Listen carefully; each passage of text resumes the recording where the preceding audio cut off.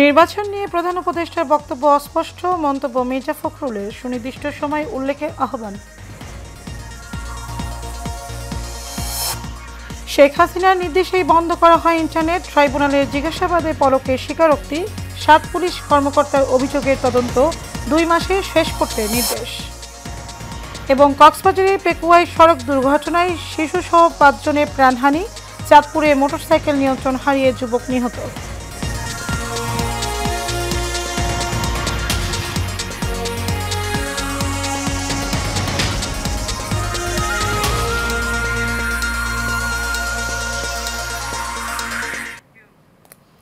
স্বাগত এশিয়া নিউজে, আপনাদের সাথে আছে আমি মারিয়া মিকো। এতক্ষণ শুনছিলেন বিআরবি কেবল ইন্ডাস্ট্রিজ লিমিটেড সংবাদ শিরোনাম। চলে যাব পুরো সংবাদে।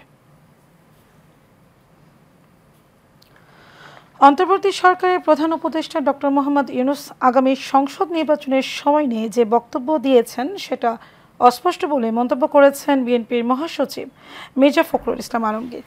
প্রধান উপদেষ্টার বক্তব্যে নির্বাচন অনুষ্ঠিত হওয়ায় সুনির্দিষ্ট তারিখ উল্লেখ না থাকায় বিএনপির হতাশাও বলে জানান তিনি। আজ গুলশানে দলের চেয়ারপারসন রাজনৈতিক কার্যালয়ে এক সংবাদ সম্মেলনে এসব কথা বলেন মির্জা ফখরুল। বিস্তারিত মনোরঞ্জন নামের রিপোর্ট। গুলশানে বিএনপির চেয়ারপারসনের কার্যালয়ে স্থায়ী কমিটির বৈঠক শেষে এই সংবাদ সম্মেলনের আয়োজন করা হয়। নির্বাচন কেন্দ্রিক সংস্কারগুলো দ্রুত সম্পন্ন করে নির্বাচন অনুষ্ঠান সম্ভব, জনগণ এ বিষয়ে প্রধান উপদেষ্টার নিকটস্থ স্পষ্ট বক্তব্য প্রত্যাশা করে। সংবাদ সম্মেলনে নির্বাচনের সময় নিয়ে প্রধান উপদেষ্টা ও প্রেস সচিবের বক্তব্য পরস্পর বিরোধী বলে মন্তব্য করেন বিএনপির মহাসচিব মির্জা ফখরুল ইসলাম আলমগীর। তিনি বলেছেন যে আপনার 25-এর শেষের দিকে অথবা আপনার 26-এর প্রথম দিকে চিফ অ্যাডভাইজার বলেছিলেন, আর উনি বলছেন যে জুনের মধ্যে নির্বাচন হবে। তো এক্স্যাক্টলি আমরা বুঝতে পারছি না যে কোনটা সঠিক। নির্বাচন কেন্দ্রিক সংস্কার দ্রুত সম্পন্ন করে আরো কম সময়ে ভোটের আয়োজন করা সম্ভব বলেও জানান বিএনপির মহাসচিব। ইলেকশন পরিচালনা করবার, কন্ডাক্ট করবার জন্য তার প্রস্তুতি নেওয়ার, তো সেই ধরনের কোনো প্রবলেম তো নাই, দ্রুত সেটা করা সম্ভব। রাজনৈতিক দল ও নির্বাচন সংশ্লিষ্টদের সাথে আলোচনা করে ভোটের রোডম্যাপ ঘোষণার আহ্বান জানান মির্জা ফখরুল ইসলাম আলমগীর। আমরা সেটা বলেছি যে চিফ অ্যাডভাইজার সুনির্দিষ্ট একটা সময়ের মধ্যে একটা রোডম্যাপ দিয়ে দেবেন, সেটা তিনি দেননি। মন্ডলের নাম, Asian television, Dhaka. July August গণহত্যায় ইন্টারনেট বন্ধের নির্দেশ দিয়েছেন শেখ হাসিনা। তা বাস্তবায়ন করেন তৎকালীন দায়িত্বপ্রাপ্ত প্রতিমন্ত্রী জুনায়েদ আহমেদ পলক। তদন্ত সংস্থার জিজ্ঞাসাবাদে পলক একথা স্বীকার করেছেন বলে জানিয়েছেন আন্তর্জাতিক অপরাধ ট্রাইব্যুনালের চিফ প্রসিকিউটর মোহাম্মদ তাজুল ইসলাম। বৃহস্পতিবারে তিনি সাংবাদিকদের একথা বলেছেন। পলকের দেওয়া তথ্য জানিয়ে তাজুল বলেন, শেখ হাসিনার টার্গেট ছিল ইন্টারনেট বন্ধ করে গণহত্যা ধামাচাপা দেওয়া। এদিকে জুলাই আগস্টে গণহত্যার ঘটনার মানবতা বিরোধী অপরাধের অভিযোগে দায়ের করার মামলায় সাবেক আইজিপি চৌধুরী আবদুল্লাহ আল মামুন, এনটিএমসির সাবেক মহাপরিচালক মেজর জেনারেল অবসর জিয়াউল আহসান সহ 8 কর্মকর্তার বিরুদ্ধে 2 মাসের মধ্যে তদন্ত শেষ করতে নির্দেশ দিয়েছেন ট্রাইব্যুনাল।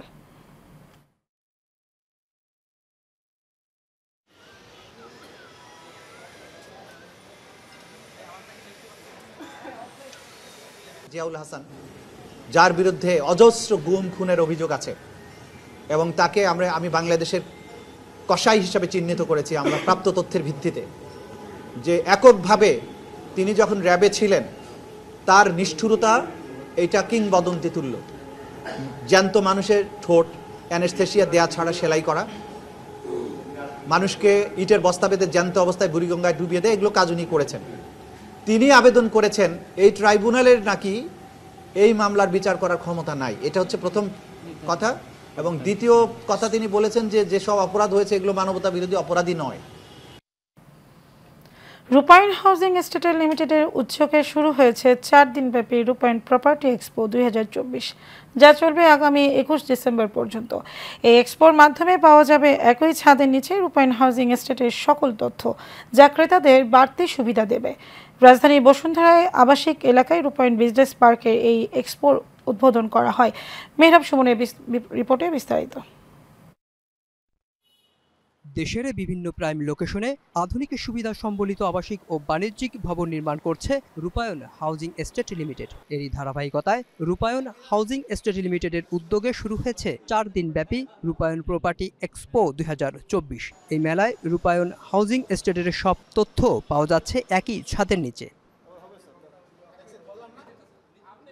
মেলা উদ্বোধন করেন রূপায়ণ হাউজিং এস্টেট লিমিটেডের প্রধান নির্বাহী কর্মকর্তা মোহাম্মদ আলিনুর রহমান। জানান, আধুনিক নির্মাণশৈলী আর অত্যাধুনিক সকলের সুবিধা সম্বলিত রূপায়ণের প্রতিটি স্থাপনা এরই মধ্যে রুচিশীল গ্রাহকদের মাঝে ব্যাপক সাড়া জাগিয়েছে। উদ্দেশ্য হচ্ছে যে রূপায়ণ হাউজিং এস্টেট লিমিটেডের আন্ডারে এখন এই মুহূর্তে যে প্রজেক্টগুলো আছে সবগুলোরই শোকেচিংটা আমরা এখানে করব এবং 2025-এ আমাদের বেশ কিছু আপকামিং প্রজেক্ট আসবে।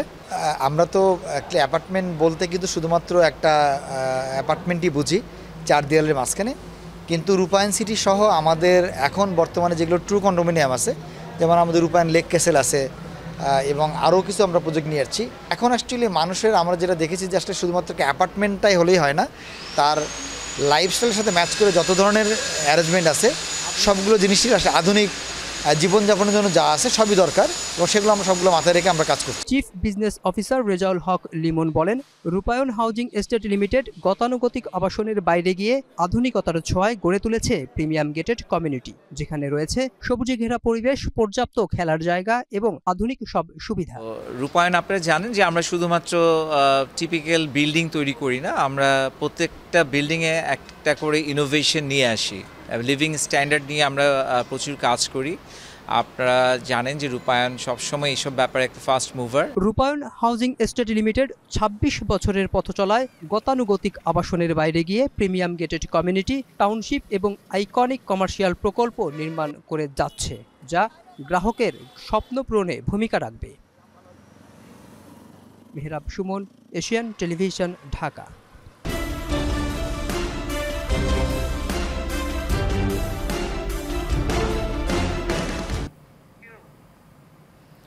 একজন শিক্ষক হলেও তিনি নিজেকে রাজনীতিবিদ হিসেবে পরিচয় দিতেই বেশি স্বাচ্ছন্দ্য বোধ করতেন মানিকগঞ্জের শিবালয় উপজেলার বারাদিয়া উচ্চ বিদ্যালয়ের প্রধান শিক্ষক শাহ মোহাম্মদ রফিকুল ইসলাম এডিশন। স্বৈরশাসক শেখ হাসিনার দল আওয়ামী লীগের নাম ব্যবহার করে নিয়েছেন নানান সুবিধা। নৈশপ্রহরী দপ্তরে নিয়োগের দুর্নীতি, শিক্ষার্থীদের কাছ থেকে অতিরিক্ত টাকা আদায়ের মতো অসংখ্য অভিযোগ রয়েছে এই ব্যক্তির বিরুদ্ধে। এই ঘটনায় তদন্ত কমিটি গঠনের কথা বলেছেন শিবালয় উপজেলা নির্বাহী অফিসার। শিবালয় প্রতিনিধি মোহাম্মদ আনোয়ার হোসেনের তথ্য চিত্র নিয়ে ডেস্ক রিপোর্ট। মানিকগঞ্জের শিবালয় উপজেলার বারাদিয়া উচ্চ বিদ্যালয়ের প্রধান শিক্ষক শাহ মোহাম্মদ রফিকুল ইসলাম শিক্ষকতার চেয়ে রাজনীতিতেই ছিলেন বেশি মনোযোগী। আওয়ামী লীগের রাজনীতিকে ব্যবহার করে এই শিক্ষকের বিরুদ্ধে বিদ্যালয়ের অর্থ লুটপাট ছাড়াও শিক্ষার্থীদের কাছ থেকে অতিরিক্ত ফি আদায়ের অভিযোগ অভিভাবক। এডিশন মাস্টার, হেডমাস্টার, সে আমাকে নিয়োগপত্র, যোগদানপত্র দিয়ে সে আমার চাকরি দিছে। পরে সে যোগদানপত্র, নিয়োগপত্র সে আমার কাছ থেকে আরও 10,000 টাকা নিয়ে সে বেতন করার কথা বলে সে কাগজগুলো সে নিয়ে গেছে। এসব গাছগুলো বিক্রি করে সে ফার্নিচার বানাইছে বাড়িতে, আর মনে হয় 2-3টা বিক্রি করে দিছে। নিয়োগ দুর্নীতির সাথে জড়িত প্রধান শিক্ষকের এসব নানা অনিয়ম ও দুর্নীতির সুষ্ঠু তদন্ত করে স্থায়ীভাবে বরখাস্তের দাবি করেছেন এলাকাবাসী। প্রতিটি কাজের সাথে রফিকুল ইসলাম এডিশন মাস্টার সম্পৃক্ত। এইসব দলবাজ, দলকানা এইসব লোকজনকে অপসারণ করে। এ ব্যাপারে যোগাযোগ করা হলে ক্যামেরার সামনে অভিযুক্ত প্রধান শিক্ষক কথা বলতে রাজি হননি। স্কুলে আসেন না? ও আপনার স্কুলে আসতেছেন নাকি? আমি এখন পাবেন না, আমি বেরিয়ে যাবো ভাই, এখন আসেন না। এই যে আমার আসতে 1 মিনিট লাগবে না, আমি বাইরে। না না না, আপনি এখন আসেন না, এখন এটা আমি মিছিল আমার মন মেজাজ ভালো না, একটা রিকোয়েস্ট ভাই, আসেন না। প্রধান শিক্ষকের বিরুদ্ধে নানা অনিয়ম ও দুর্নীতির লিখিত অভিযোগ পাওয়া গেছে। সুষ্ঠুভাবে তদন্ত করে প্রয়োজনীয় ব্যবস্থা গ্রহণের কথা জানালেন এই কর্মকর্তা। বারাদিয়া উচ্চ বিদ্যালয়ের প্রধান শিক্ষকের বিরুদ্ধে একটা লিখিত অভিযোগ পেয়েছি। অভিযোগটি ম্যানেজিং কমিটির সভা আহ্বান করে যথাযথ প্রক্রিয়ায় তদন্ত সাপেক্ষে প্রয়োজনীয় ব্যবস্থা গ্রহণ করা হবে। অবিলম্বে অভিযোগের তদন্ত করে প্রধান শিক্ষক শাহ মোহাম্মদ রফিকুল ইসলাম এডিশনের বিরুদ্ধে যথাযথ ব্যবস্থা নেওয়ার দাবি অভিভাবকদের। Sheikh Fahim, Asian television.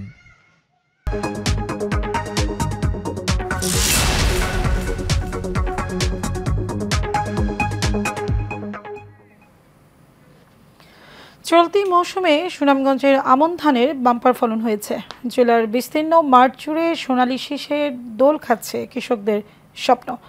উৎপাদিত ধানের ন্যায্য মূল্য পেলে খরচ মিটিয়ে লাভের আশা কৃষকদের। সুনামগঞ্জের থেকে এনামুল কবির মুন্নার পাঠানো তথ্যচিত্রে বিস্তারিত জানাচ্ছেন আরভি ইসলাম হিমু।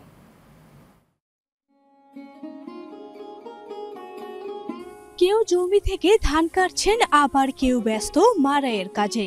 আমনের বাম্পার ফলনে এমন কর্মযজ্ঞ চলছে সুনামগঞ্জের কৃষকদের।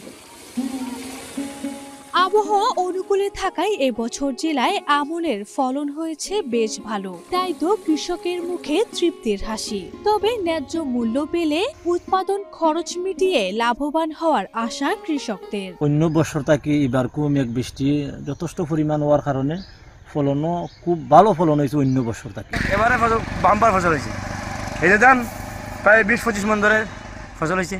দাম যদি আরো বাড়ে তো কৃষক সকলের ভালো একটা উপকার হইব, তারা ক্ষেত্রের মাঝে খুব আগ্রহ হইব। মানে প্রায় 1100-1200 মতন চলের মোটা ধান, আর চিকনটা ধরো আর একটু বাড়তি আছে 50 টাকা।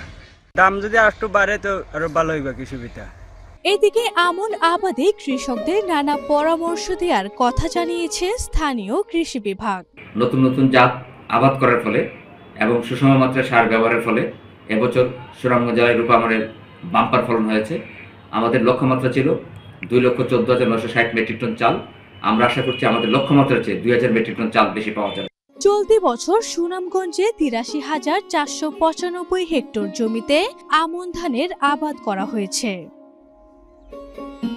আরভি ইসলাম হিমু, এশিয়ান টেলিভিশন। শেষ করবো এশিয়ান নিউজ, তার আগে বিআরবি কেবল ইন্ডাস্ট্রিজ লিমিটেড সংবাদ শিরোনাম জানাবো আরও একবার।